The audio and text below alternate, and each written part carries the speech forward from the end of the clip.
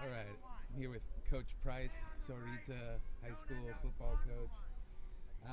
Just let me, as a coach in your second season here, talk about the culture you're trying to build here.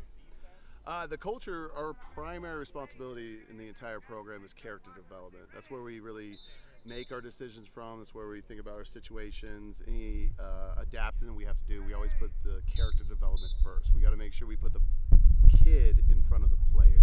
That's our primary focus. I always feel if we stay true to that, we'll always be true to ourselves, and we'll give the kids the best benefit of really the ultimate goal, which is not we want to maximize their football ability, but we really want to create great people. We want our Mustangs to go out into the community and be great pillars of the community. Okay, and I saw on the way in the team touch this rock or this big stone Yeah. here. Is that going to be a tradition? And can you kind of talk about the traditions you're building here? Sure, there's a couple traditions. So that's Tingle Rock. We'll touch the walk. We actually do a walk to the rock through the Plaza campus on pregame. That's actually what we're teaching now. Tingle Rock is actually dedicated to Coach Tingle, who's out there. This is going to be Coach Tingle's 51st year coaching for the Mustangs. So you got to think about the generations, the families. Tingle's always been an institution here. In fact, the field itself is named after Coach Tingle. But those are some of the traditions. As we took over, we're adding some of our own personal touches here, some of our own personal sayings, our personal beliefs. We're tying it into our culture. But the other part is we got to adapt and find new traditions that the kids will absorb, and really as we grow together, we start discovering more and more to do.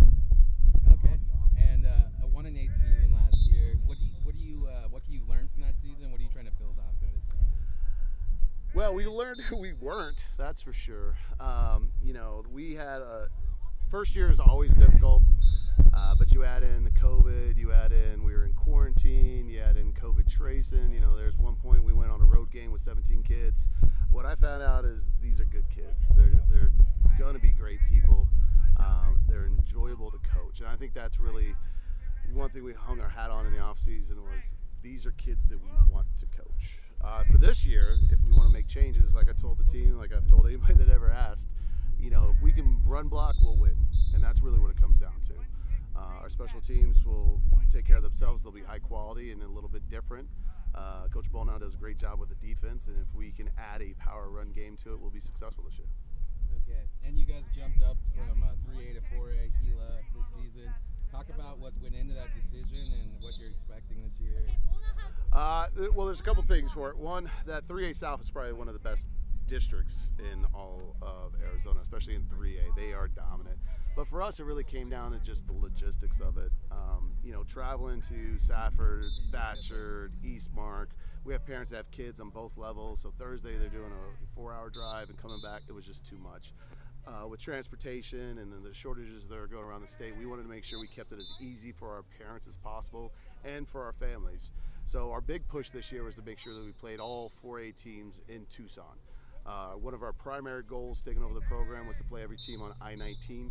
We want to make sure that I-19 has its own special rivalry. We got a majority of them. Hopefully in the next couple of years we'll get all of them.